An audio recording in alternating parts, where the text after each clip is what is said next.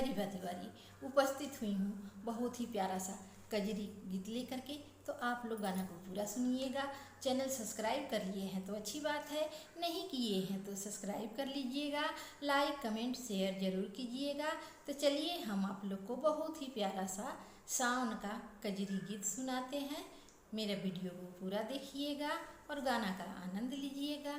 हमरा सासू जी के बात न सोहाला ए सखी, हमरा सासू जी के बात न सोहाला ए सखी। सखी सैया पिए दिन भर दारू ताड़ी गांजा ए सखी। सखी सैया पिए दिन भर ताड़ी गांजा दारू ए सखी। हमरा सासू जी के बात न सोहाला ए सखी, हमरा सासू जी के बात न सोहाला ए सखी।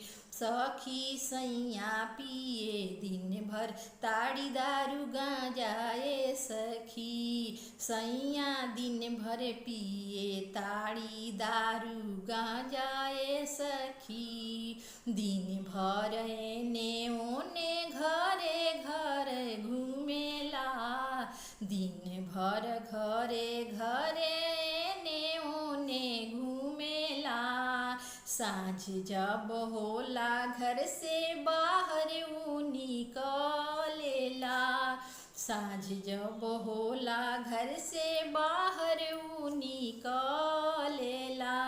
सखी पिया पी गइल बेच के घर घरारी ए सखी। सखी पिया पी गइल दारू बेच के घर घरारी ए सखी। सखी पियावा पिए दिन भर ताड़ी दारू गांजा ए सखी। सखी पियावा पिए दिन भर ताड़ी दारू गांजा ए सखी।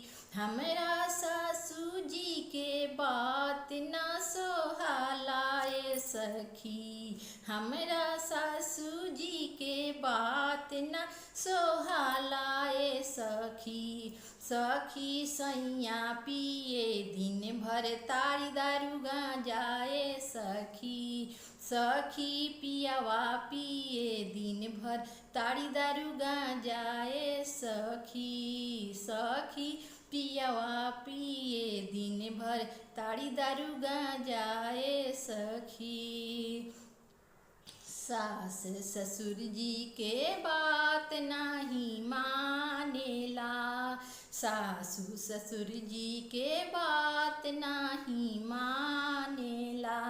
सखी पियवा बेच के पी गई हमर गहना गुड़िया ए सखी। सखी पियवा पी गई बेच के हमर गहना गुड़िया ए सखी। सखी सैया पिए दिन भर ताड़ी दारू गांजा ए सखी। सखी सैया पिए दिन भर ताड़ी दारू गांजा ए सखी। सखी पियावा पिए दिन भर ताड़ी दारू गांजा ए सखी। हमरा सासू जी के बात न सोहाला ए सखी, हमरा सासू जी के बात न सोहाला ए सखी। कि सखी है पियावा पिए दिन भर ताड़ी दारू गांजा ए सखी। सखी है पियावा पिए दिन भर